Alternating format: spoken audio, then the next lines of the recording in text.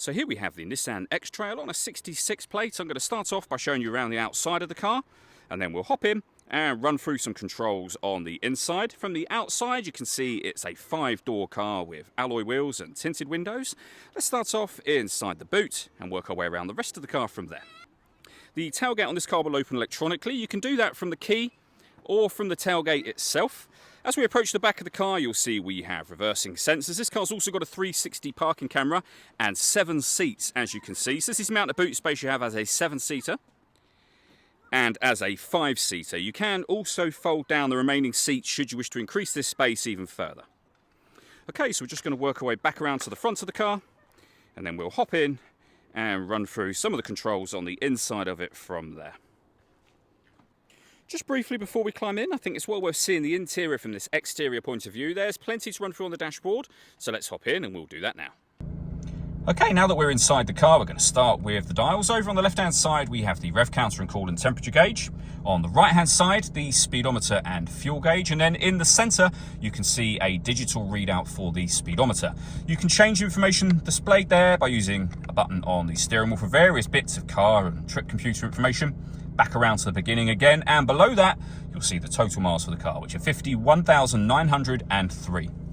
If we back out to the steering wheel, the button I was using just a second ago is here. We have stereo controls beneath that. We have cruise control and speed limiter on the right-hand side, along with phone controls. You can only use the phone controls once you pair the phone up to the car, and that is done by hitting the phone button and then hitting connect and following the instructions on screen from there, which we're not going to do at the moment.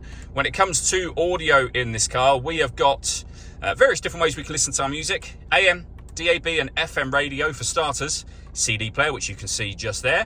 We have Bluetooth audio and an auxiliary input. We've also got USB input as well. If you plug a device into that, it will appear up here as a further option for you. We've got satellite navigation, really nice clear color display. It's a very easy system to use, and this car has got a 360 parking camera.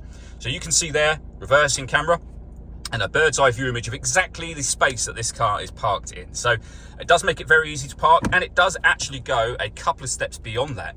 In that, you can have a front-facing camera and the bird's eye view, or a front-facing camera and the front passenger side wheel. So you can see here, you can really line yourself up in the space using these kind of guidelines here. Below that, we have our dual zone climate control. You can adjust the passenger temperature, the driver temperature. You can increase and decrease the fan speed. You can determine what direction you'd like the air to be distributed in. The air conditioning is on at the moment, so you can turn that off, back on again, or hit auto. The car will then maintain the temperatures you've asked for by taking full control of the fan speed and direction of the air for you. Any manual adjustment will override auto straight away and allow you to put it back on your own settings. Beneath that, we have a 12-volt charging socket, our USB and auxiliary inputs, the electronic handbrake, and the gear lever for the 6-speed manual gearbox. The last thing I wanted to talk about is the panoramic glass roof. We have a sunblind, as you can see, that will open up. You can leave it with the sunblind open and, of course, the sunroof closed, and that will let in a lot of extra light to the car. But you can also open the front section as a full sliding sunroof should you wish to do that. The last thing I wanted to run through briefly is the paperwork for the car. So we have the V5 registration document, of course, 2 keys for the car and the service book. You can see there we've got stamps, Nissan main dealer stamps in 2017, 18, 20, 21 and 22. If this car requires either a service or MOT within the 6-month period at the point at which we sell it, we will do that for you as well. All that leaves me to say is thank you for taking the time to watch this video. If you'd like to come and see the car for yourself and have a test drive, please feel free to call us here at Watson Cars. We'd love to hear from you soon.